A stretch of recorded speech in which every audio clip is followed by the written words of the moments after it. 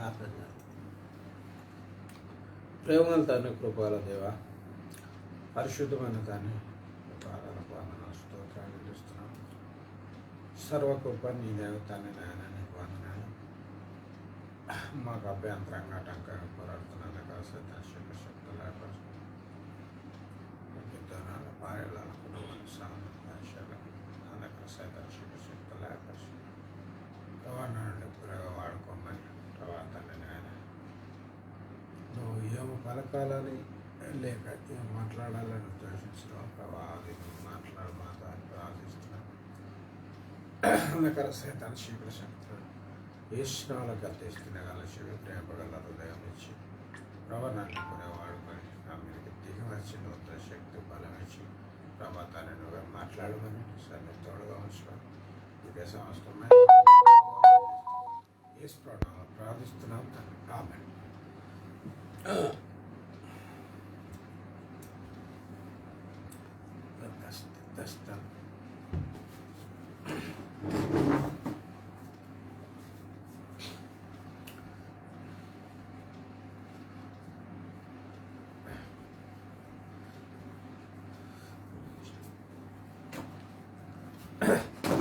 ప్రసంగి గ్రంథము 8వ అధ్యాయము మరి మొదటి వచనం చదువుకుందాం.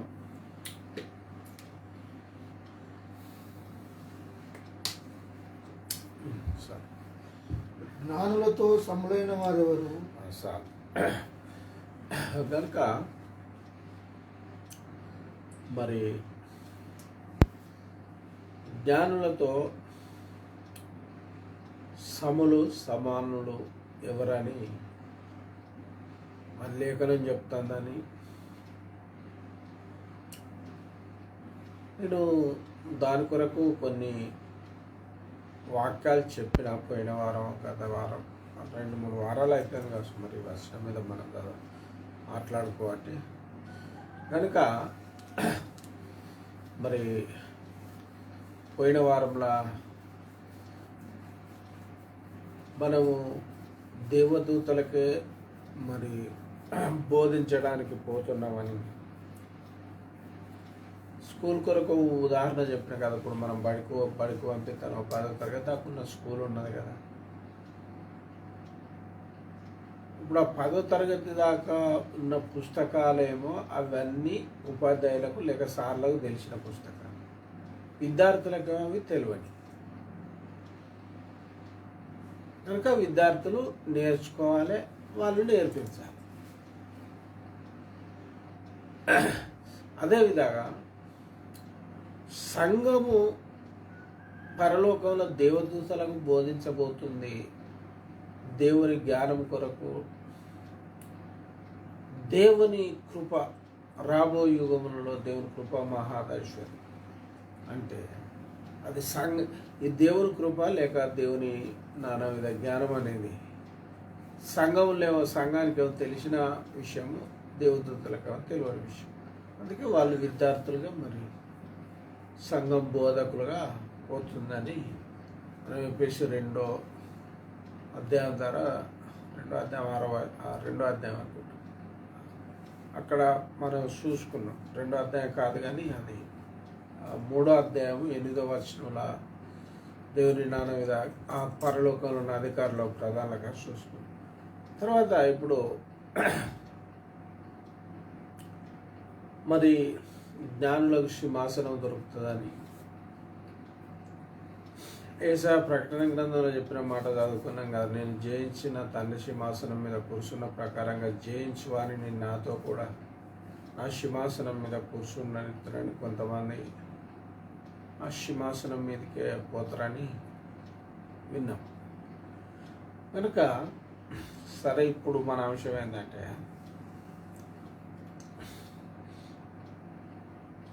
జ్ఞానులతో సములెవరు.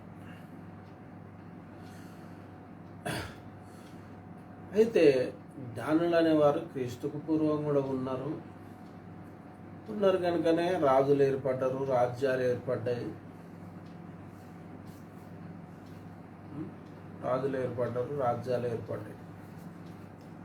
కానీ ఒకవేళ మీరు అనుకోవచ్చు, ఏదో రాజులకు తర్వాత ఏదో చిన్న చిన్న రాజ్యాలు రాజులు ఏర్పడి మామూలుగా అట్లా జరిగింది. కానీ పూర్వము అంత పెద్ద జ్ఞానమేమి లేదు కదా అని అనుకోవచ్చు. అది వాస్తవమే, నేను కూడా కాదంటలేను. మీకు 2 విషయాలు చెప్తాను. ఇప్పుడు మీరు అనుకోవచ్చు, ఇప్పుడున్నంత జ్ఞానం ఉన్నదా, ఇన్ని వాహనాలు ఉన్నాయి, ఇవి ఉన్నాయి, అవి ఉన్నాయి, అప్పుడే ఎంత పెద్దోళ్ళు ఇంత గాడిదల మీద గుర్రాల మీద ప్రయాణం చేస్తూ అప్పుడు ఏముంది, వేసుకుందానికి ఇంత ఫ్యాన్ కూడా లేదా, రాజులకు కూడా లేదా, కరెంట్ అనేది లేదా. కనుక ఇప్పుడు ఉన్న జ్ఞానం అప్పుడు ఉందా, లేదు కదా. ఇప్పుడు జ్ఞానము చాలా విస్తారంగా ఉంది కదా అని మనకు ఇప్పుడు ఈ లోకాన్ని చూస్తానం కాబట్టి, ప్రస్తుతం మన కన్నతోనే మనం చూస్తానం కాబట్టి మనకు అర్థమవుతుంది. సరే, ఒక మాట మరి దీని కొరకు మరి బైబుల్ ఏమన్నా చెప్పిందా, లేకపోతే పరిస్థితులను బట్టి మనమే అనుకుంటా. ఇంకొక విషయం ఏంటంటే, కొంతమందికి కంప్యూటర్ కాలంలో, ఈ కాలంలో మనం దేవుడాన్ని నమ్మడం ఏంది, దేవుడు ఏంది, ఇప్పుడు కూడా దేవుడు ఏదో వెనకటోళ్ళు అజ్ఞానులు అయ్యేపటికే, పామర్లు అయ్యేపటికే సో దేవుడు ఉన్నాడు అనుకున్నారని అనుకునేటోళ్ళు కొందరు. సరే, ఎవరు ఏమనుకున్నా క్రీస్తుకు పూర్వము దరిదాపుగా 900 సంవత్సరాల నాడు అనుకుందాం. 900 సంవత్సరాల నాడు ఈ సొలొమోను ద్వారా దేవుడు రాయించిండు, జ్ఞానులతో సములెవరు, జ్ఞానులు అంటే అంత గొప్పవారు, జ్ఞానులకు సాట్ అయినవాడు విద్యావంత, జ్ఞానులకు సాట్ అయినవాడు అందగాడు కానీ, ఆటగాడు కానీ, పాటగాడు కానీ ఎవడు కాదని దానికి అర్థం కదా. కనుక సరే, క్రీస్తుకు పూర్వము కాలాన్ని, ఇప్పుడు క్రీస్తుకు పూర్వము ఒక 900 సంవత్సరాల నాడు మరి దావీదు క్షమించాడు సొలొమోను జ్ఞానులతో సములెవరన్నాడు. సరే, ఇప్పుడు మనం అపొస్తల కార్యములు మరి క్రీస్తు పూర్వం కాలం కొరకు చదువుకుందాం. అపొస్తల కార్యములు 17వ అధ్యాయము 30వ వచనం.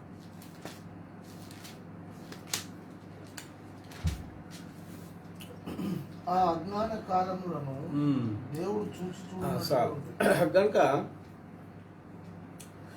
ఏదో అప్పుడు ఇంత జ్ఞానం లేదు, అప్పుడు ఇంత మేధావులు లేరని నువ్వు అనవలసినంత అవసరం లేదు. ఇప్పుడు బైబిల్ పండితులు ఏం చెప్తారు, క్రీస్తుకు పూర్వం 1500 నాడు మోసతోని ఆదికాండం, నిర్గమకాండం, ధర్మశాస్త్రం రాయడం మొదలైతే క్రీస్తు శకం 100 సంవత్సరాల వరకు ముగించబడ్డది.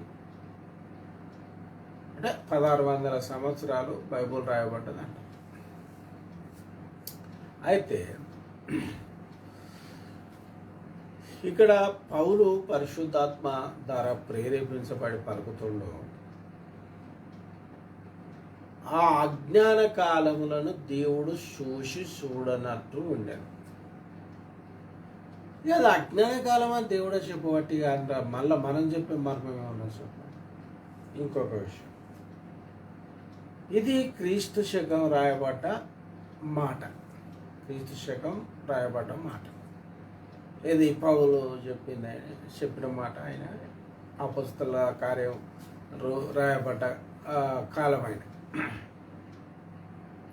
కాబట్టి అంటే అజ్ఞాన కాలం అని దేన్ని పిలిచింది అంటే, జ్ఞానులతో సములెవరని సొలొమోను చెప్పిన వాక్యానికి దానికి చెప్పుకున్నాం. అజ్ఞాన కాలం అని దేన్ని పిలిచిందంటే, క్రీస్తు నుంచి ఆదాం వరకు ఎన్ని సంవత్సరాలు? 4000 సంవత్సరాలు. ఈ 4000 సంవత్సరాలను బైబుల్ చెప్తుంది అది అజ్ఞాన కాలము. అర్థమైంది కదా. అంటే మరి ఎంతో రాజులు వెళ్ళిండ్రు, పరిపాలించిండ్రు, రాజ్యాలు ఏర్పడ్డాయి. కొంతమంది విజ్ఞానులు ఉన్నారు. ఆ విజ్ఞానులు ఉన్నారు కనుక ఆ కాలంలో మరి వస్త్రాలు ఇట్లా ఎట్లా ధరించుకునేదో ఏమో, కానీ ఇంత వస్త్రాలు వేసుడు కూడా నేసుడు కూడా అప్పుడు కూడా పెద్ద తెలివే కదా, అది కూడా తెలివే కదా కనుక. సరే, ఏది ఏమైనా ఇప్పటి కాలానికి చూసుకుంటే అప్పటి కాలం అజ్ఞాన కాలమేనని బైబుల్ సమాధానం చెప్తాను. మీకు గుర్తు లేకపోతే మళ్ళీసారి చూసుకుంది, అదే అపోస్తలులు 17:30. కనుక అజ్ఞాన కాలము అంటే ఇది క్రీస్తు శకం దరిదాపుగా 100 సంవత్సరాల లోపుగానే ఈ మాట రాయబడ్డది కనుక, మరి అజ్ఞాన కాలం అని దేన్ని అన్నట్టు అంటే ఈ క్రీస్తుకు పూర్వము 4,000 సంవత్సరాలను అజ్ఞాన కాలం అని బైబులే పెడతారు. ఇక మనం చెప్పే మర్మం ఏమన్నా చెప్పండి, మనం చెప్పే మర్మం ఏమన్నా లేదు. జ్ఞానులు అనేవారు ఉన్నారు, ఎందుకంటే ఆ కొద్దిమంది జ్ఞానులతోనే ప్రపంచాలు నడిచినాయి. ఆ కొద్దిమంది విద్యావంతులతోనే, కొద్దిమంది జ్ఞానులతోనే. అయినా ఇప్పటి కాలానికి పోలిసి చూస్తే ఆ 4,000 సంవత్సరాల కాలం అజ్ఞాన కాలం అని బైబుల్ చెప్తారు. ఆ 4,000 సంవత్సరాల కాలము అజ్ఞాన కాలం అని బైబుల్ చెప్తారు కనుక అదే అజ్ఞాన కాలమే. అప్పుడు ఇంత విజ్ఞానం లేదు. సరే, మరి అజ్ఞాన కాలం, సరే ఆ వాక్యం అపోస్తలుల కాలం, ఆ అజ్ఞాన కాలములను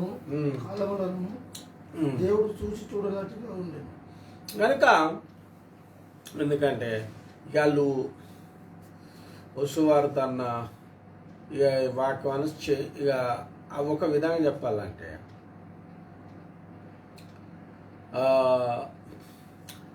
ఆ అజ్ఞాన కాలం కనుక, ఆ కాలంలో ఇక కాలం అజ్ఞాన కాలం అంటే మరి చాలామంది అజ్ఞానులే కనుక ఆ కాలంలో సువార్త ప్రకటించిన యుద్ధం. అందుకే చదువులు అవసరం లేదు, కానీ గలతి పత్రికలు ఏమైనా ఉన్నదంటే కాలం పరిపూర్ణమైనప్పుడు దేవుడు తన కుమారుణ్ణి పంపాను అని ఉన్నది. అంటే దేవునికి తెలుసు ఏ కాలం వరకు విద్య కొంచెం విస్తరిస్తుంది, ఏ కాలం వరకు మరి కొంచెం జ్ఞానం అధికమవుతుంది, ఏ కాలంలో అయితే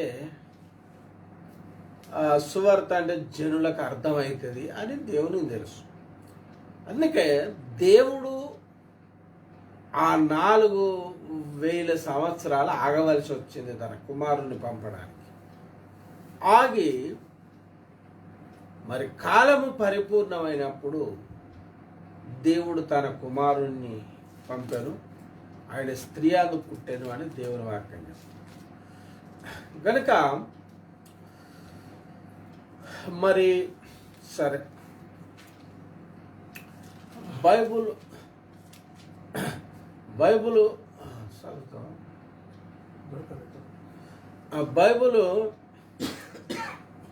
మరి పూర్వకాలం కొరకు చెప్పింది కనుక, క్రీస్తు పూర్వకాలం అది అజ్ఞాన కాలం అని బైబులే అన్నది కనుక, అయినా విజ్ఞానులు అనేటోళ్ళు కూడా ఉన్నారని బైబులే చెప్పింది. కానీ ఇప్పుడు మాత్రం ఇప్పుడు పౌలు అంటాడు, అంతటను అందరూ మారు మనసు పొందాలి. అంటే ఆ అజ్ఞాన కాలములకు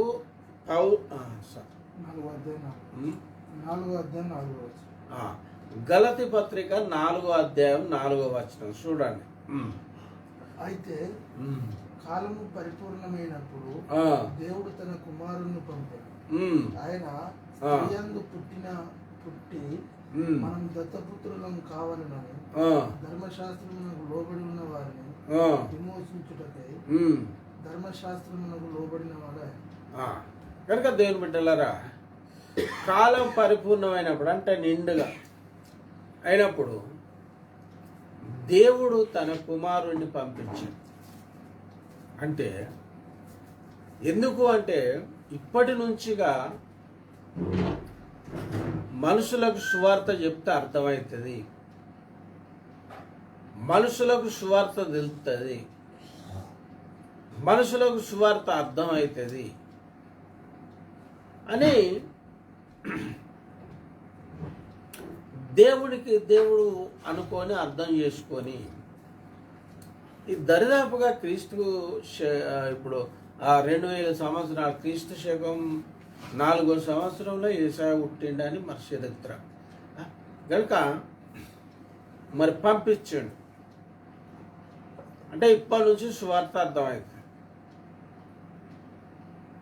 ఇప్పుడు మనం దాంట్లోనే 17వ అధ్యాయంలో 11వ వచనం కదా అక్కడ చూడ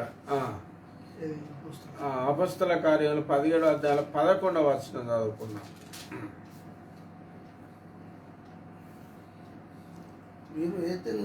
వీరు తెస్సలోనికలో ఉన్న వారి కంటే ఘనులై ఉండి కనుక ఆసక్తితో వాక్యం అంగీకరించి పౌలును శీలయు చెప్పిన సంగతులు అలా ఉన్నవో లేవో అని ప్రతి దినమును లేఖనమును పరిశోధించు. చూసారు, అప్పటికే లేఖన పరిశోధకులు ఉన్నారు, విద్యావంతులు ఉన్నారు. పౌలు కాలం అప్పటికే చదువుకున్న వాళ్ళు ఉన్నారు. సరే, మరి మనదంటే పీత దేశం కాబట్టి మొన్నటిదాకా మరి కొంచెం తక్కువ కులాలకు చెందిన వాళ్ళకు దళితు లాంటి వారికి మన దేశంలో విద్య అందలేదనుకోండి. కానీ అప్పుడే వాళ్ళు తెస్సలోనిక సంఘస్థుల కంటే గనులై ఉంటారు. వాళ్ళు లేఖనము అనుదినం పరిశోధించేదంటే వాళ్ళంతా చదువుకున్న వాళ్ళనే కదా అర్థం. కనుక చదువుకున్న వాళ్ళని అర్థం. కనుక అప్పటికే కొంచెం విద్య విస్తరించింది. దేవుడు అందుకే కాలం పరిపూర్ణమైనప్పుడు తన కుమారుని పంపాడు. ఇప్పుడు ఇక క్రీస్తు పూర్వం సంగతి ఆ సంగతి అక్కడ పక్కకు వెళ్ళాం. మరి ఓ మాట, ఇప్పటి కాలం సంగతి పని. ఇప్పుడు ఏది చూసినా ఏమి చూసినా చిత్ర విచిత్రమైన కనిపెట్టడం,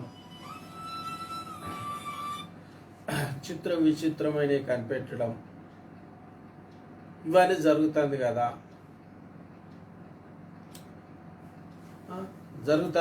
ఇప్పుడు దేవుడు ఎక్కడ ఉన్నాడు, దేవుడే లేడనుకున్నంత ఉద్దేశంలోనికి మనుషులు వచ్చాను కొంతమంది. అంటే అందరు కాదనుకోండి. ఎందుకంటే దేవుడాన్ని మొక్కటోళ్ళు, దేవుడాన్ని నమ్మటోళ్ళు ఏ మతంలో అయినా సరే, రష్యా లాంటి చైనా లాంటి దేశాలలో లేకపోయినా ఇక మిగతా దేశాలలో అయితే ఉన్నారు కదా. రొమేనియా లాంటి అటువంటి దేశాలు, నాస్తిక దేశాలలో లేకపోయినా దేవుడు ఉన్నాడనే దేశాలలో అయితే ఉన్నారు కదా. కనుక ఇప్పుడు జ్ఞానం చాలా విస్తరించింది. కనుక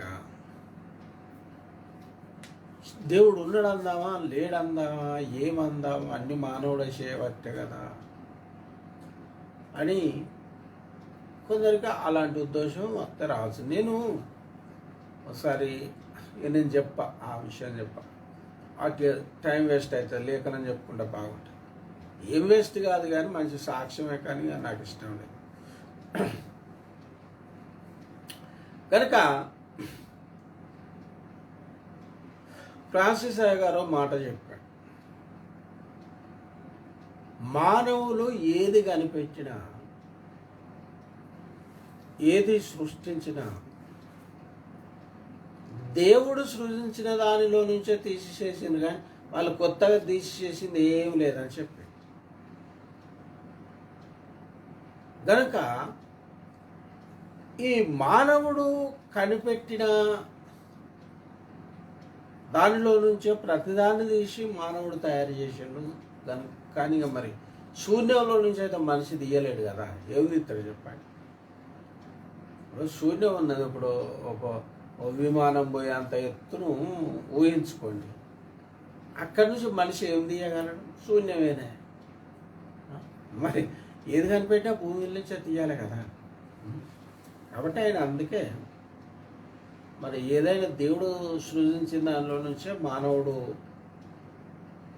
చేసిండు కానీ ఇంకా మానవుడు స్వతహా చేసింది ఏం లేదా. సరే, మరి ఆనాటి కాలాన్ని అజ్ఞాన కాలం అని పిలిచిన బైబుల్ సరే మరి ఈనాటి కాలం కొరకు ఏమన్నా చెప్పిందా అంటే మనకు ఈనాటి కాలం ఇప్పుడు సరే మన చాలా మంది ఇప్పుడు కంప్యూటర్ యుగం అని చాలా సంతోషిస్తారు.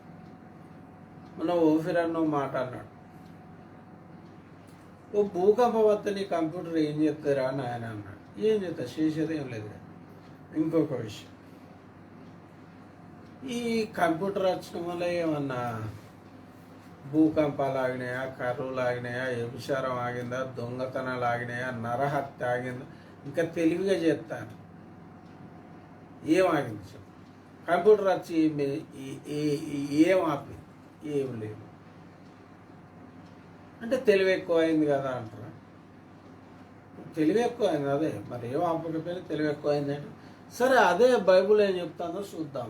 అసలు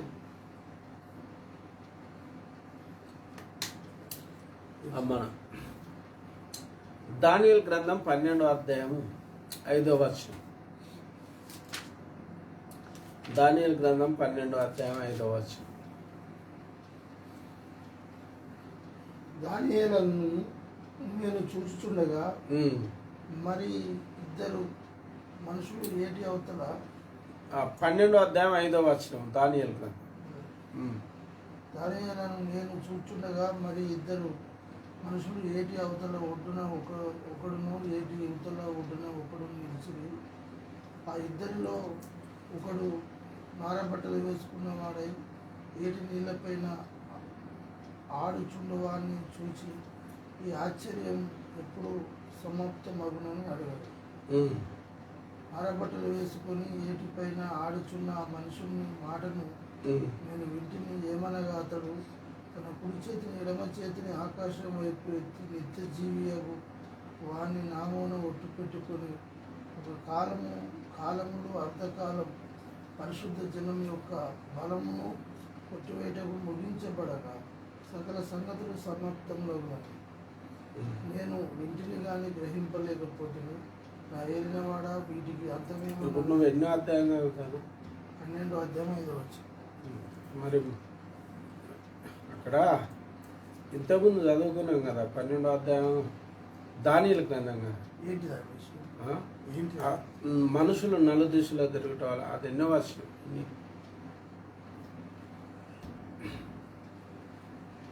4వ వచనం. 4వ వచనం. సరే మిస్టేక్ అయింది, కొంచెం క్షమించండి. 12వ అధ్యాయం 4వ వచనం. దానియేలు నీవు ఈ మాటలు మరుగు చేసి అర్ధకాలం వరకు ఈ గ్రంథమును ముద్రింపుము.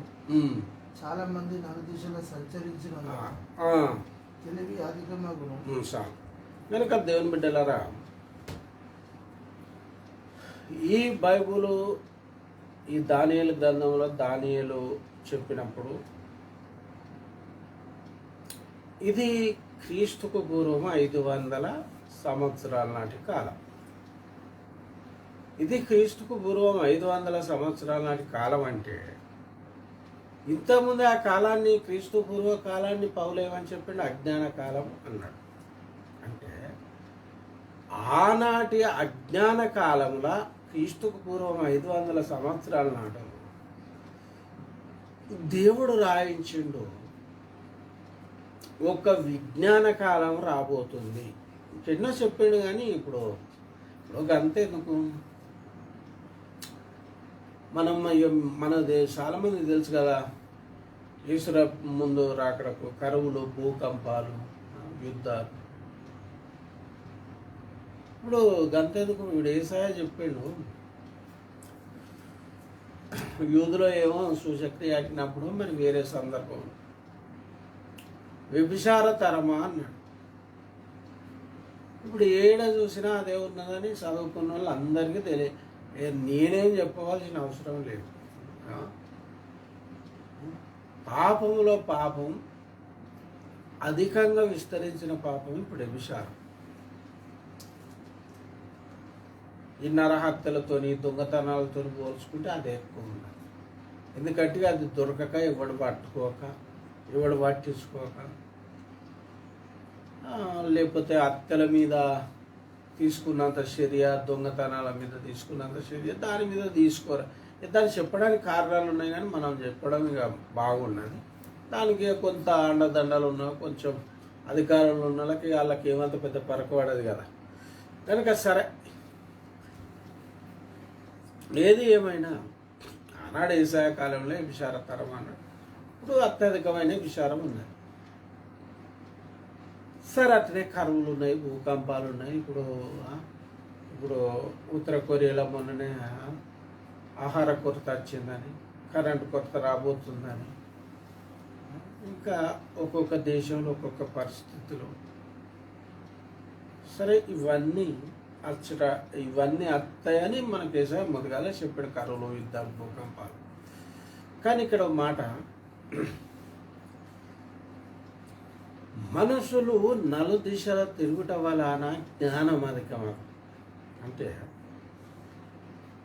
ఈ ఆఖరి దినాలల్లా యేసు రాకడకు, ఈ రెండో రాకడ సూచనలో ఇంకో సూచన ఏంటంటే మనుషులకు జ్ఞానం అధికమగుట.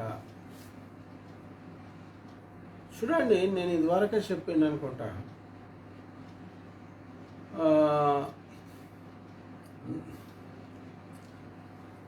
1700 సంవత్సరంలో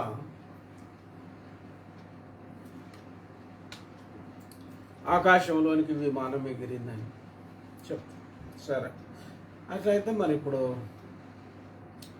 దాదాపుగా 300-400 సంవత్సరాలు అవుతాను కదా, 300 అవుతాను. కానీ ఆ కాలంలో కూడా ఇప్పటి కాలాన్ని వాటి చూసుకుంటే అప్పటి కాలంలో కూడా అంత విద్యావంతులు కానీ అంత డబ్బు గలవారు కానీ లేరు. ఇదంతా ఈ కొద్ది రోజుల్లోనే విస్తరించింది అని మనకు తెలుసు. మన కాలంలో విస్తరించింది. ఇప్పుడు చూడండి, నాకు తెలిసిన కాలంలో నేను ఇదివరకు చెప్పిన కదా, పైసా 2 పైసలు 3 పైసలు చెల్లి, 1 రూపాయి చెల్లని కాలంలోకి వచ్చాం. మనం చూసిన కాలమే కదా, ఇదేదో మన తాత ముత్తాతల లాంటి కాలం కాదు కదా. కనుక ఈ కొద్ది కాలంలో ఇంత మార్పు వచ్చిందన్నమాట. అనేక రంగాలలో మార్పు వచ్చింది, అనేక విషయాలలో మార్పు వచ్చింది. అయితే మనుషులు నలుదిశలనంటే 4 దిక్కుల తిరుగుట వల్ల, ఇప్పుడు మనుషులు 4 దిక్కుల తిరుగుట వలన ఇట్లా ఎందుకు అధికమైంది, ఆ జ్ఞానం అధికమగునని దేవుడు చెప్పిండు. ఎందుకంటే ఇప్పుడు 4 దిశల మనుషులు తిరగటానికి కారణం ఏంటి? విమానాలు. చూడండి, మన హైదరాబాద్ బిర్యానీ మన వేరే దేశాలలో తీసుకుపోతారు. ఎందుకంటే ఇప్పుడు ఇక అర్థమవడానికి ఓ మాట చెప్తే, వారని చెప్పింది అనుకుంటాను, మన దేశంలో కేరళ ఎక్స్ప్రెస్గా అది ఎంత స్పీడ్గా వస్తుంది, అంత స్పీడ్గా పోయి బండి. కేరళ పోవటానికి మేము రామగుండంలో ఎక్కితే పొద్దున 9 గంటలకు ఎక్కితే తెల్లారు 9 గంటలు, మళ్ళా 9 గంటలు అయిపోయినాక 12:30కు అక్కడ కేరళ దిగి, అంటే ఎంత దాదాపుగా 27 గంటలు ఎంతో ప్రయాణమైంది. కానీ మన పొరుగు దేశమైన దుబాయ్కి పోవాలంటే విమానంలో ఒక 4 గంటలు అట. అంటే మరి దుబాయ్కి ఎన్నోసార్లు పోయి రావచ్చు. అంటే ఈ కేరళ ఎక్స్ప్రెస్ మన కేరళకు చేరకముందు ఇజ్రాయెల్ దేశం 5 గంటలు. ఇట్లా ఈ ఆసియా ఖండంలో ఉన్న దేశాలను దగ్గర ఇట్లా. అందుకే బిర్యానీ తీసుకుపోతానంటే ఇక తీసుకుపోతే ఏం చేస్తారు? ఇప్పుడు చూడండి, హైదరాబాద్లో మేము బిర్యానీ తెచ్చుకొని, ఇప్పుడు మనం బిర్యానీ తెచ్చుకొని కార్లు వస్తాను అనుకో, మేము అట్లా తెచ్చుకొని తినే సందర్భాలు కూడా ఉన్నాయి. అంతే 4-5 గంటల్లో ఇంటికి వస్తాం, అయితే తినచ్చు. అదే టైంలో ఒకటి విమానం ఎక్కితే 6 గంటలు కూడా ఆ టైంలో దుబాయ్లో తినచ్చు, ఇజ్రాయెల్ దేశంలో. అంటే ఎందుకు చెప్తానంటే తిరగడం అనేది బాగా సులువు అయిపోయింది. ఎందుకు సులువు అయిందంటే ఇటు విద్య విస్తరించింది, ఇటు జ్ఞానం విస్తరించింది, ఇటు డబ్బు విస్తరించింది. అయితే డబ్బు విస్తరించింది, విద్య విస్తరించింది కదా. అయితే ఇంకొకటి విషయం ఏంటంటే ఇక్కడ మనుషులు నలుదిశల తిరుగుట వలన జ్ఞానం అధికమవును. ఇప్పుడు చూడండి, ఇప్పుడు ఏదన్నా కొత్తగా వేరే దేశంలో కనిపెట్టిండ్రు అనుకోండి, వెంటనే ఇప్పుడు అది అన్ని దేశాలకు తెలిసిపోతుంది, అర్థమైపోతుంది. దానికి సంబంధించిన ఇంజనీర్ పుట్టుకొస్తారు, దానికి సంబంధించిన రిపేర్దారులు పుట్టుకొస్తారు అందరూ. ఉన్నదాకా సెల్ ఫోన్ లేకుండా కదా, అన్ని దేశాలలో సెల్లు చేసేటోళ్ళు లేరా? అట్లా జ్ఞానం అధికమగును అంటే ఈ కాలంలో జ్ఞానం మనుషులు నలుదిశల తిరుగుడు అంటే ఇప్పుడు అదే. ఇప్పుడు మన తెలంగాణ నుంచి అమెరికా పోవాలంటే 20 గంటల ప్రయాణం, అదే ఢిల్లీ నుంచి అమెరికా పోవాలంటే 18 గంటల ప్రయాణం విమానాన్ని. ఎంత సులువు, ఎంత తేలిక. అది ఇట్లా అత్యధికంగా నలుదిశలు డబ్బుని ఇంగ్లీష్ వచ్చి చదువుకున్న వాళ్ళకైతే తిరగడం అనేది బహు తేలిక, సులువు అయిపోయింది. అట్లా తిరగడం వలన ఏమవుతుంది, ఇదంతా ఎందుకు చెప్తానంటే ఇట్లా తిరగడం వల్ల అన్నట మనసులకు జ్ఞానము అధికమవుతుందని బైబిల్ చెప్తారు. నలుదిశ చదువు 4వ వచనం. చాలా మంది నలుదిశలో సంచరించి చాలా మంది అన్నాడు అంటే అందరని అనలే. అందరంటే ఇప్పుడు చూడండి, నా చుట్టూ పోలేడు కదా, నాకు ఇంగ్లీష్ మాట్లాడేంత విద్య లేదు, విమానం ఎక్కంత డబ్బు లేదు, నేనేం పోతా చెప్పండి. కనుక చాలా మంది అంటే ఎంత ఉన్నతమైన వాడు విద్యలో ఉన్నంతమైనడు అయి ఉండాలి, తర్వాత డబ్బులు కావాలి, కోటేశ్వరుడు అయి ఉండాలి. అట్లా అందుకే చాలా మంది తిరగడం వలన చాలా మంది నలుదిశలో సంచరించిన 4 దిక్కులు సంచరించి తిరగడం వలన తెలివి అధికం. కనుక దేవుని బిడ్డలారా, ఇంత అత్యధికమైన తెలివి అధికమవడానికి కారణం ఈ విమాన ప్రయాణాలు చేసి ఈ అనేక మంది నలుదిశల లేక అనేక దేశాలలో తిరగడం వలన జ్ఞానం అధికమవుతుందని ఆనాడే బైబుల్ ఏ కాలాన్ని అయితే పౌలు అజ్ఞాన కాలం అని పిలిచిండో, ఏమని చెప్పిన క్రీస్తు పూర్వం 4000 సంవత్సరాలలో మొత్తానికే అజ్ఞాన కాలం అని అని చెప్పిన కదా. ఆ అజ్ఞాన కాలంలో క్రీస్తుకు పూర్వం 500 సంవత్సరాల నాడు రాయబడ్డది దానియేలు గ్రంథం. కనుక దేవుని ఆనాడు అంటే ఈనాటి విజ్ఞాన కాలం కొరకు ఆనాడు దేవుడు అజ్ఞాన కాలంలో రాసిచ్చాడు. అర్థం చేసుకోండి. కనుక దేవునికి ఏది కొత్తది కాదు. ఇంకొక విషయం, ఇప్పుడు ఒక తెగులు వచ్చినా, ఒక రోగం వచ్చినా, ఒక యుద్ధం వచ్చినా, ఒక కరువు వచ్చినా, ఒక భూకంపం వచ్చినా, బైబుల్ చదవని వాళ్ళకు, బైబుల్ నమ్మని వాళ్ళకు, బైబుల్ అర్థం కాని వాళ్ళకి ఆశ్చర్యం కావచ్చు. కానీ బైబుల్ నమ్మే క్రైస్తవులకు, బైబుల్ అర్థమయ్యే క్రైస్తవులకైతే ఏం ఆశ్చర్యం లేదు. ఎందుకంటే అవి అత్తయ్యనే ఉండే. కొంతమంది క్రైస్తవులు శ్రమలు వస్తాయి, దేవుని నమ్ముకునే శ్రమలు. నువ్వు శ్రమలు వస్తాయని కొత్తగా చెప్పడం ఏమి లేదు. రాసుకొని చదువుకోండి. ఏసా చెప్పిండు మత్తయి సువార్త 24:9 వచనం, జనులు మిమ్మల్ని శ్రమల పాలు చేసి చంపెదరని. కనుక ఇంకా ఏదేమో క్రైస్తవునికి ఏమో ఇప్పుడు మన కరువులు లాంటి తెగుళ్ళు వచ్చినాయి, ఎలాంటి తెగుళ్ళు వచ్చినాయి, ఎలాంటి కరువులు వచ్చినా, ఎన్ని మోసాలు జరిగిన రాజ్యాల మీదకి రాజ్యాలు, జనాల మీద. ఇప్పుడు చూడండి, ఓ భక్తుని పుస్తకంలో చదివిన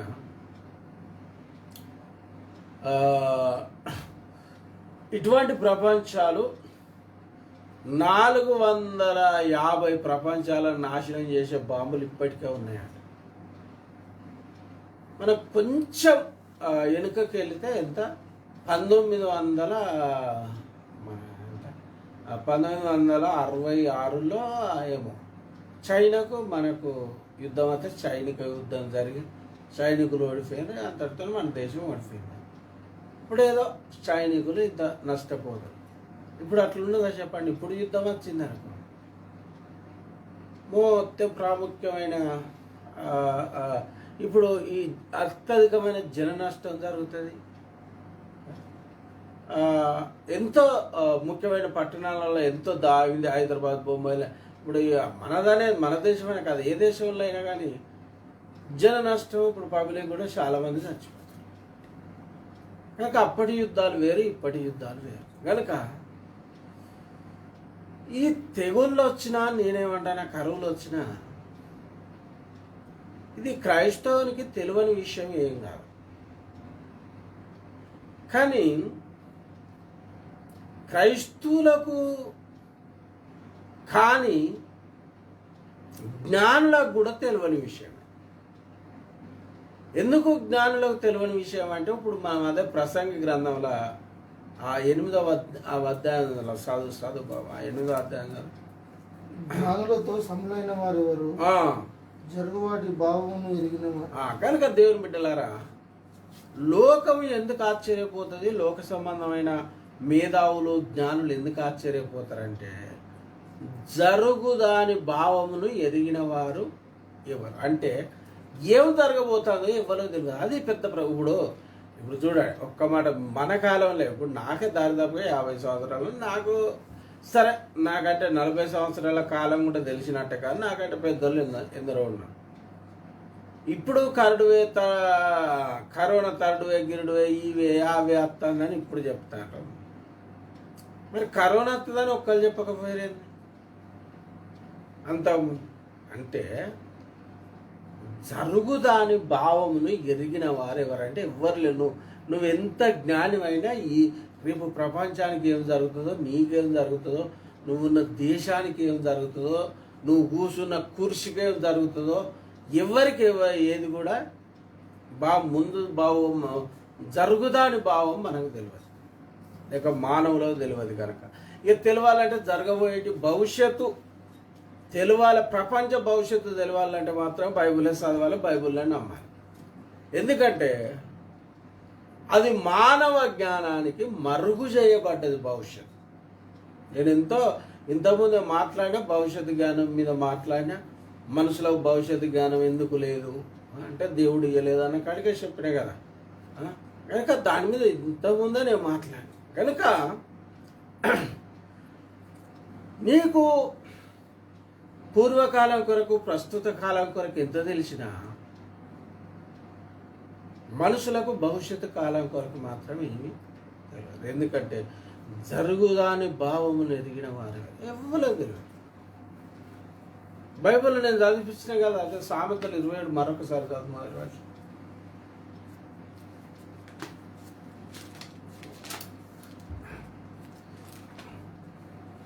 రేపటి దినమును గురించి అతిశయపడకు, రేపటి దినమును గురించి అతిశయపడకును, ఏ దినమున ఏది సంభవించును అది నీకు తెలియదు. అది కనుక మానవుని బతకాలి. ఏ దినమున నువ్వు అతిశయపడకు, గర్వించకు, నాకు ఇది ఉన్నది, నాకు అది ఉన్నది, లేకపోతే ఇంత ఆస్తి ఉన్నది, లేకపోతే ఇంత ఆరోగ్యం ఉన్నది అని నువ్వు అతిశయించకు. ఎందుకంటే నువ్వు ఆరోగ్యం టైం వచ్చినప్పుడు ఆరోగ్యవంతుడైన చచ్చిపోతాడు, అనారోగ్యంగా లోడైన చచ్చిపోతాడు, ఆస్తున్నోడైనా చచ్చిపోతారు, ఎవరైనా చచ్చిపోతారు. కనుక మనకు రేపటి దినానికి అతిశయపడడం వ్యర్థమాట. అంటే ఇప్పుడు చూడండి, ప్రతి దినం మనం మరణ వార్తలు వింటాం. ఎందుకంటే ఇప్పుడు మన తెలంగాణలో ఎంతోమంది చనిపోయినారు అంటే టీవీలోనికి రాని వార్తలు ఎన్నో, టీవీలో ఇచ్చిన వార్తలు ఏదో రూపకంగా చనిపోయినని వింటాం. మరి మన రాష్ట్రంలో రోజు కిందరు చచ్చిపోతానని చెప్తే, మరి దేశవ్యాప్తంగానే ఎందరో చచ్చిపోతానంటే మరి ప్రపంచవ్యాప్తంగా ఇట్లా ఆలోచించుకుంటే ఈ రోజుకు చచ్చిపోయేటోళ్ళ మేధావులు లేరా, బలవంతులు లేరా, విద్యావంతులు లేరా, ఆరోగ్యవంతులు లేరా, అన్ని రకాలు ఉంటుంటారు కదా. అందుకే జరుగుదాని భావం లేదు. నువ్వు నీకు సమానుడే లేనంత నువ్వు జ్ఞానివైనా నువ్వు జరుగుదాని భావం మాత్రం ఎరగలేవు, మనకు జరగబోయేది మాత్రం తెలియదు. అందుకే జ్ఞానులతో సములెవరు, జ్ఞానులతో సములైన వారు ఎవరు, జ్ఞానులతో సములైన వారెవరు, జరుగువాటి భావమును ఎరిగిన వాడు జరుగువాటి భావమును ఎరిగిన వారు అంటే ఎవ్వరు ఎరగరని అర్థం. కనుక మనం రేపు ఏం సంబంధించుతుందో తెలియదు. కనుక ఈనాడు ప్రపంచవ్యాప్తంగా 3/2 క్రైస్తవులు ఉన్నారు కనుక, అంటే దరిదాపుగా ప్రపంచ జనాభాలో 400 అంటే ప్రపంచ జనాభా 700 అనుకో.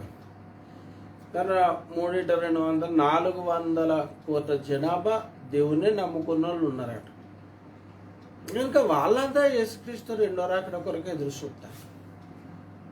ఎందుకంటే మనకు మనం ఏం ఎరగలేం, కానీ భవిష్యత్తు చెప్పిన బైబిల్లో మాత్రం తెలుస్తుంది. కాబట్టి బైబిల్ ద్వారా మాత్రం తెలుసుకోవచ్చు అంతే. జరుగువాటి భావమును ఎరిగిన వారెవరు? మనుషుల జ్ఞానము వారి ముఖమునకు తేజస్సునిచ్చును. చాలు. గనుక మనుషుల జ్ఞానము వారి ముఖానికి తేజస్సునిచ్చును, వెలుగు తేజస్సు ఇచ్చును అని అక్కడ కింద ఓ మాట అన్నాడు. మనుషుల జ్ఞానము వారి ముఖమునకు తేజస్సునిచ్చును, దాని వలన వారి మూటతనం మార్చబడు. మనుషుల జ్ఞానము వారి ముఖానికి తేజస్సునిచ్చును, వెలుగునిచ్చును, దాని వలన వారి మోటుతనం మార్చబడు. దేని వలన? జ్ఞానము వలన. అంటే ఇప్పుడు కొంతమంది ఓ మాట, మనం తెలంగాణ భాషలో కొన్నిసార్లు పదాలను కరెక్ట్గా పలకం. ఇప్పుడు టీవీలో నేను అప్పుడు దాదాపుగా రోజుగా అన్నట్టుగానే వార్తలు వింటూ ఉంటా. ఎంతోమంది రాజకీయ నాయకులు, గొప్ప జ్ఞానులు, మేధావులు 2 అని మాట్లాడతారు. మరి రాయమంటే 2 అని రాస్తారు, పలుకుమంటే 2 అంటారు. బ్రతుకుట అని రాయమంటే రాస్తారు, బతకలేడేవాడు అని పలకమంటే వాళ్ళు. ఒక మాట ఏంటంటే ఇప్పుడు చూడండి, బ్రతుకుట అని రూపకంగా రాస్తారు. ఎవడు బతకాలే అని అట్లా రావద్దు లేకుండా మాట్లాడు. అంత మాత్రాన దేవుడు నువ్వు బ్రతకడు అని ఎందుకు అనలే, బతకడు అని రావద్దు లేకుండా ఎట్లా మాట్లాడినాడు? నాకేం తీర్పు తిరుగుడు కదా, తీరువాడు. ఇంకొక విషయం, ఆడెంత మోటోడైనా వానిలో జ్ఞానం ఉంటే వాడి ముఖానికి తేజస్సును, వెలుగునిస్తుంది. అందరితో ఆయన మోటతనం కూడా మార్చబడుతుంది. ఒక మాట, చదువు శాస్త్రం రానోడు మోటుగా మాట్లాడితే ఎవరైనా నవ్వచ్చు. ఏదైనా అంటే ఎందులో కానీ పదాలు పలకత్తలేవు.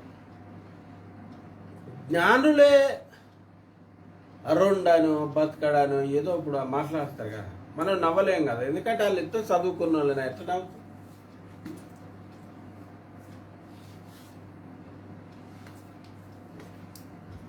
కనుక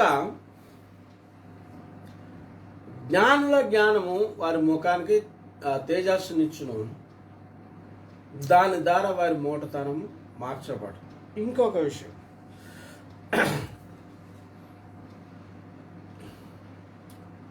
మనము కొంచెం దేవుని చిత్తము అర్థం చేసుకునే విధానంలో కొద్దిగా కొంతమంది ఇప్పటి కాలాన్ని వాటో ఎట్లనో ఏవో కానీ కొంచెం తప్పటాడిగా ఎత్తారు. అంటే నన్ను ఒకవేళ సరే నాదే పొరపాటు అయితే నన్ను క్షమించండి. ఏదో ఇంత ఉన్నతమైన బైబుల్ కాలేజ్ చేస్తే మనకి ఎవరైనా విలువనిస్తారని నేను చేయడం అయితే తప్ప అని అంటలేను. లేకపోతే హైదరాబాద్లో అటువంటి మహానగరాలలో పెద్ద పెద్ద పట్టణాలలో ఉండడం వల్ల స్పీకర్గా వెళ్తే పలానా హైదరాబాద్ నుంచి వస్తాడంటే ఇంత విలువ ఉంటుంది అని కొందరికి సేవకులైన ఉద్దేశం ఉండవచ్చు. కానీ ఒక మాట ఏంటంటే, సరే అది నువ్వు ఉండకపోతే నీ ఇష్టం, కానీ దేవుని చిత్తం మాత్రం ఈ పట్టణాలు పల్లెలు అన్న భేదం మీద ఆధారపడి ఉన్నది. దేవుని కొరకు చెప్తానండి నేను ఇక్కడ. ఈ పట్టణాలు పల్లెటూర్లు అన్న దాని మీద దేవుని చిత్తము, దేవుని సంకల్పం ఆధారపడి ఉన్నది. ఎందుకంటే దావీదును గొర్రెల దొడ్డిలో నుంచి ఇప్పుడు మన దేశంలో గొర్రెలు కాసేటోనికి ఉన్నాయి. అంటే ఇక మరి మన వేరు రాష్ట్రాలలో ఎట్టున్నదో కానీ మన తెలంగాణ ఇటు చూసుకుంటేనైతే గొర్రెలు కాసేటోనికి ఉన్న విలువ గొర్రె కాసేటోనికి ఉండదు మన ఈ తెలంగాణలో అయితే. మరి దేశవ్యాప్తంగా కూడా అంతే కావచ్చు. కానీ గొర్రెలు కాసేటోళ్ళు అంటే ఐగుప్తీయులకు హేయులాట. ఇది యోసేపు కాలంలో మరి ఇప్పుడు అది ఐగుప్తీయులకు వీళ్ళు గొర్రెలు కాసేటోళ్ళు హేయులు అని దేవుని వాక్యంలో ఉన్నారు. కనుక దేవుని బిడ్డలారా, అలాంటి గొర్రెల దొడ్డిలో నుంచి దావీదును దేవుడు పిలుచుకున్నాడని మనకు తెలుసు. తర్వాత ఇప్పుడు మన దేశ ప్రకారంగా చూసిన ఇప్పుడు ఆమోసు పశువుల కాపరు అంటే గొర్రెల కాపరు. గొర్రెల కాసేటోళ్ళకి ఏమంత విలువ ఉంటుంది చెప్పండి. కనుక ఆయనను పిలిచి దేవుడు వాడుకున్నాడు. అయితే ఒకటి, మనము ఏ పట్టణంలో బైబిల్ కాలేజ్ చేస్తాను. నన్ను ఒక ఆయన ఏం చేసిండంటే,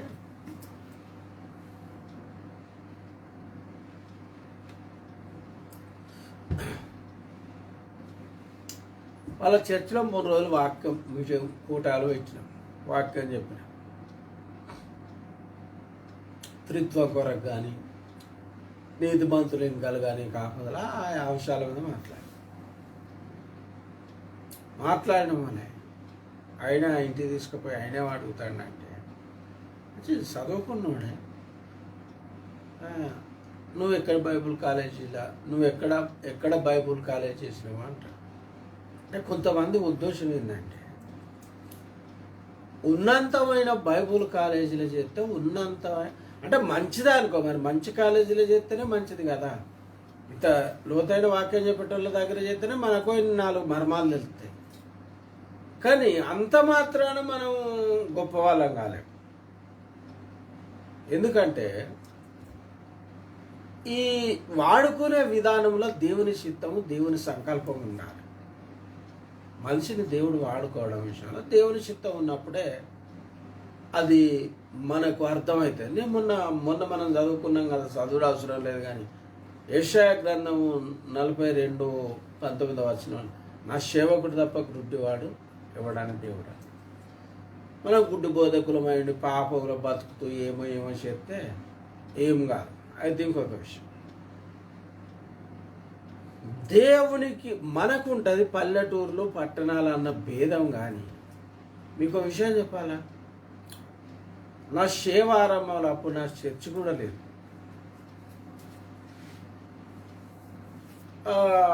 ఉస్మానియా హాస్పిటల్ అంటే మా బావకు గిట్ట గుండె వీక్ అయితే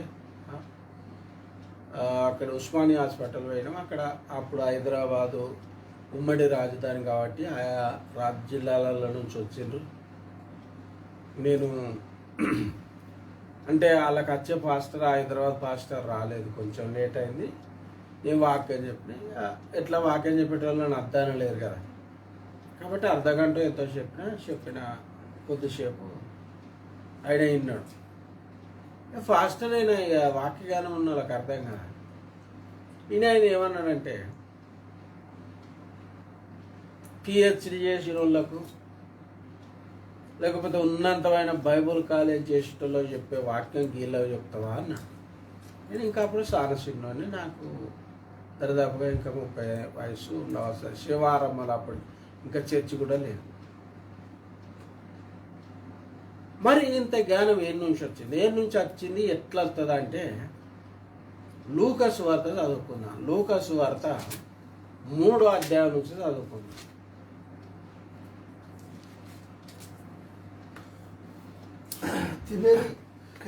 కనుక దేవుని బిడ్డలారా, మరి దేవుని జ్ఞానం ఎట్లా వస్తుందో మనం ఇక్కడ అర్థం చేసుకుందాం. లూకా సువార్త 3వ అధ్యాయం మొదటి నుంచి. తిబేరి కైసరు ఏలుబడిలో 15వ సంవత్సరం ముందు యూదయకు పొంతి పిలాతు అధిపతిగాను, గలిలయకు హేరోదు చతుర్థాధిపతిగాను, ఇతురయ త్రకోనితి దేశములకు అతని తమ్ముడైన ఫిలిప్పు చతుర్థాధిపతిగాను, అబిలేని దేశమునకు లూసాని అధిపతిగాను, అన్నయు కయపయు ప్రధాన యాజకుడు ఉన్న కాలమున అరణ్యములో ఉన్న జకరయ్య కుమారుడైన యోహాను వద్దకు దేవుని వాక్యం వచ్చాడు. చూసారు దేవుడు. ఇప్పుడు మీకు అర్థమైందా? వీళ్ళందరిని దాటుకొని అరణ్యములో జకరయ్య కుమారుడు యోహాన్, బాప్తిస్మిచ్చు యోహాన్, అరణ్యములో ఉన్న యోహాను యొద్దకు దేవుని వాక్యం వచ్చాడు. ఈ అరణ్యంలో ఉన్న యోహాను దగ్గరికి దేవుని వాక్యం వచ్చినప్పుడు పల్లెటూరులో నివసించే నా యొద్దకు ఎందుకు రాదు? వచ్చింది కనుకనే ఇట్లా చెప్తాను, ఇంకెక్కువ మాట్లాడు. అనేక రహస్యాలు మర్మాలు చెప్పడానికి నిన్ను అభిషేకించిందని దేవుడు చెప్పాడు. కనుక అరణ్యం అంటే అడవి అని అర్థం. అరణ్యంలో ఉన్న జకరయ్య దగ్గరికి పోయిన వాక్యం మరి పల్లెటూళ్ళలో ఉన్న సేవకుల దగ్గరికి ఎందుకు రాదు? నువ్వు ఏడున్నా నువ్వు మంచోని అయితే, నువ్వు దేవుని దృష్టి చెడ్డోని అయితే నువ్వు ఏడున్నా రాదా? నీకు హైదరాబాద్ ఏం బోధించదు, బొంబాయి ఏం బోధించదు, ఢిల్లీ ఏం బోధించదు. నువ్వు ఢిల్లీలో ఉన్న వేస్తే, గల్లీలో ఉన్న వేస్తే. అది మనం అర్థం చేసుకోవాలి. దేవుని వాక్యం నీ ఎదుకు వచ్చిందా?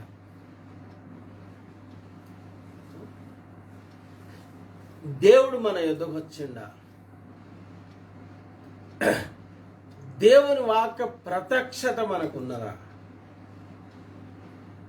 దేవుని వాక్యం మనకు అర్థం. ఇది నేను విశ్వాసుల కొరకు, సేవకులమైన మనమైన ఎవలమైన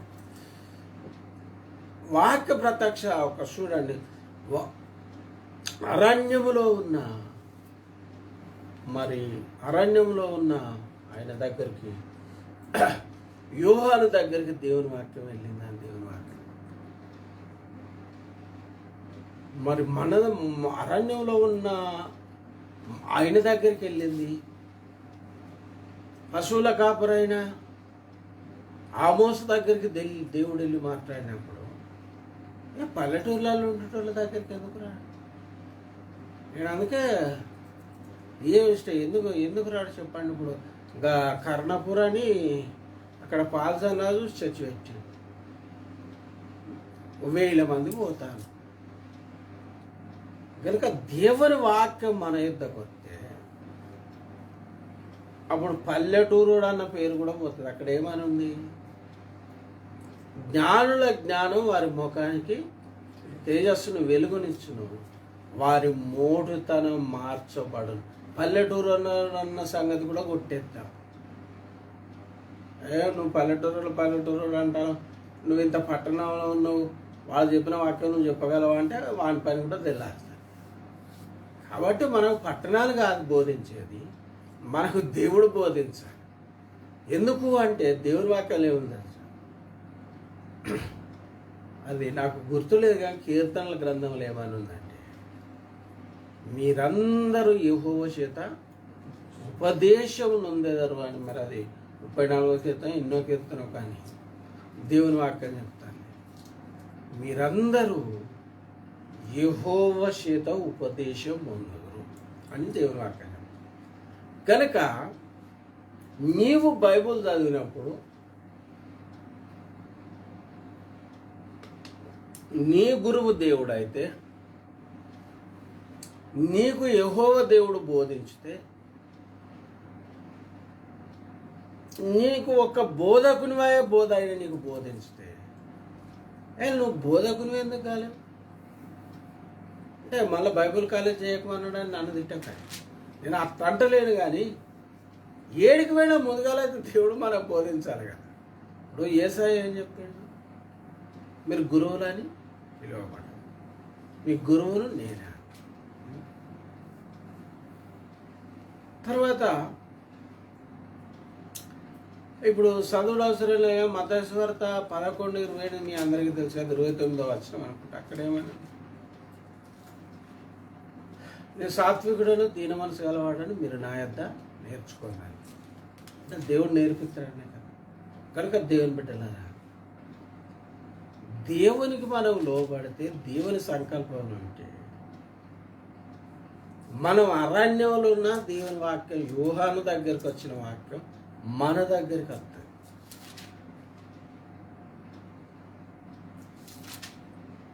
అరణ్యంలో నచ్చినప్పుడు పల్లెటూళ్ళు ఉంటారు రాదా, వేడికైనా వస్తుంది. కానీ మనం దేవుని చిత్తం జరిగించుతున్నాం. దేవుని ద్వారా మనము పిలువబడ్డమా, పిలువబడకపోవడం వలన కూడా కొన్నిసార్లు, ఎందుకంటే ఈ సరే పిలువబడకపోయినా నమ్మకంగా సేవ చేసేటోళ్ళు ఉన్నారనుకోండి, వాళ్ళ కొరకు కాదు మాట్లాడేది. కానీ పాత నిబంధనల ఇర్మియా గ్రంథంలో దేవుడు అంటాడు, అది 23వ అధ్యాయం అనుకుంటే, అక్కడ దేవుడు అంటాడు, అబద్ధ ప్రవక్తల గురించి అబద్ధం, నేను పిలవకపోయినా వాళ్ళు పరిగెత్తుకొని వస్తున్నారు.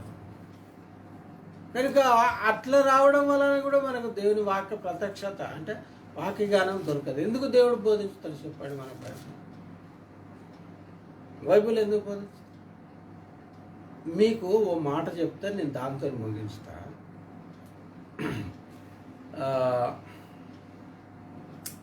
కొరింథీ పత్రిక అనుకున్నా, అక్కడ ఏమని ఉంటుందంటే, పౌలు ఒక మాట అంటే, మరి ఒకవేళ గిద్దోనికి ఐడియా చదివితే నాకు గుర్తులేదు.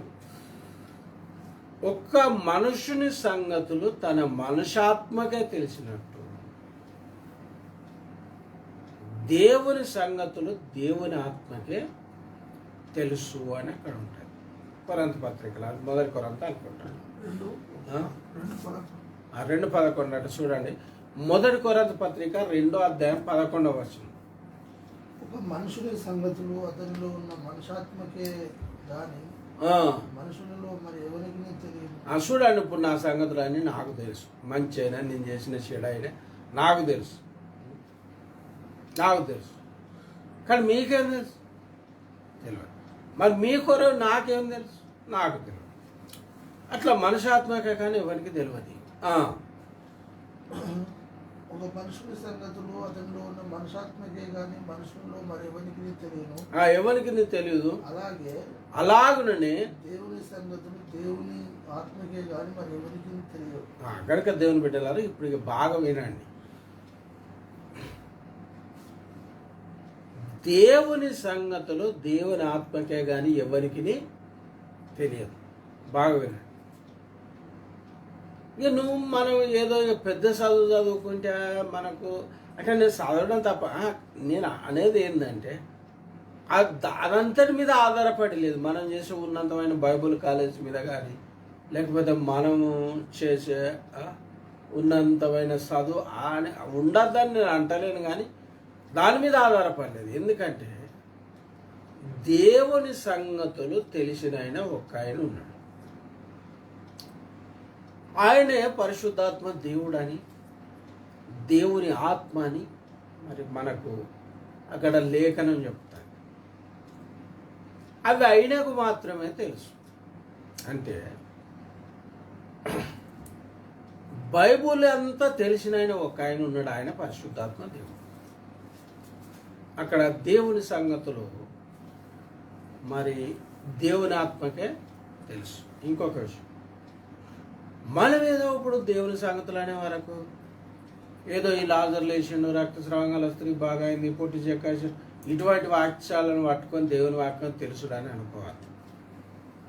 అది దేవుడు లేడనేటోళ్ళకైనా తెలుసు, సండే స్కూల్ పిల్లలకైనా తెలుసు, ఎవరికైనా తెలుసు. కానీ లోతైన మర్మాల కాడికొస్తే ఇంకొక విషయం, మీకు ఒక విషయం చెప్పాలా? సాతానునికి కూడా దేవుని వాక్యం తెలుసు, దేవుని బైబిల్లో ఉన్న ప్రవచనాలు తెలుసు. ఎందుకంటే వాడే కదా యేసయ్యతోనే అన్నాడు, ఆ కీర్తనల గ్రంథంలో రాయబడ్డ ప్రవచనం, నీకు రాయి తగులకుండా పట్టుకుందరని ఉన్నది కదా నీ వాక్యంలో, కొండ మీదకి దొరుకు అన్నాడు. అంటే ఇక వాడిని కూడా తెలుసు అన్నట్టే కదా. అయితే ఈ బైబిల్లోని మామూలు వాక్యాలు, మామూలు విషయాలు సాతానుకు తెలుస్తాయి, తర్వాత మామూలు విషయాలు ఎవరికైనా తెలుస్తాయి, మనుషులకు కూడా ఎవరికైనా తెలుస్తాయి. కానీ లోతైన వాక్యాలు తెలవాలంటే పరిశుద్ధాత్మ ద్వారా బోధించబడితే తప్ప ఇంకా తెలియనే తెలియదు. కనుక దేవుని ఆత్మ మనం బోధిస్తే మనం అరణ్యంలో ఉన్నా, పల్లెటూరులో ఉన్నా, పట్టణంలో ఉన్నా, ఎలా ఉన్నా మనం యెహోవా చేత బోధించబడితే మనకు దేవుని వాక్యం అర్థమవుతుంది. లేకుంటే అర్థం కదా, లేక మారు మనసు లేక ఆత్మీయ జీవితంలో పుట్టితనం ద్వారా ఇలాంటి సంగతుల కొరకు నేను కొన్ని చెప్పిన అలాంటి విషయాలతో అర్థం కాదు. కనుక దేవా నా మనోనేత్రాలు తెరవమని, వాక్య ప్రత్యక్షత, వాక్య జ్ఞానం ఇచ్చి పరిశుద్ధాత్మ దేవ నువ్వే నాకు బోధించు అని ప్రార్థన చేసుకున్నా. దేవుడు అలాగనే సహాయం చేయను ప్రార్థన చేసుకున్నా. ప్రేమవంతాన్ని, కృపగల దేవ, పరిశుద్ధవంతాన్ని నాయన నీకు వందనాలు. ఇంతవరకు నువ్వు నాతో మాతో మాట్లాడినందుకు నాయన నీకు స్తోత్రం. వాక్య ప్రత్యక్షతను అనుగ్రహించి ప్రవర్తాన్ని ఆత్మదేవ నాయన పరిశుద్ధాత్మదేవ, దేవుని సంగతులన్నీ తెలిసిన వాడవైన దేవుడవైన సత్యస్వరూపమైన నీవు ఒక్కడవే ఉన్నావు గనక, నీవు ఒక్కడవే గనక సమస్తం తెలిసిన వాడవు గనక ప్రభాతాన్ని మాకు బోధించమని, ఇనగల చెవి, గ్రహింపగల హృదయం అనుకరించి దీవించమని, అనారోగ్యంగా ఉంటున్న వారిని స్వస్థపరచమని, అనేక మంది కుటుంబాల్లో శాంతి సమాధానం అనుకరించమని, అంధకర మాంత్రిక సైతాన్ని శీఘ్ర శక్తులు లయపరచమని ఇక వందన స్తోత్రాలు దేశ ప్రాణాలను ప్రార్థిస్తున్నాను తండ్రి. ఆమేన్. తండ్రి అయిన దేవుని ప్రేమ, కుమారుడు అయిన యేసుక్రీస్తు పరిశుద్ధాత్మ దేవుని అబద్ధ శ్వాసం మనకు దేవుని బిడ్డలను సదాతోడని కాపాడు సంరక్షించడం. ఆమేన్. అందరికీ వందనాలు.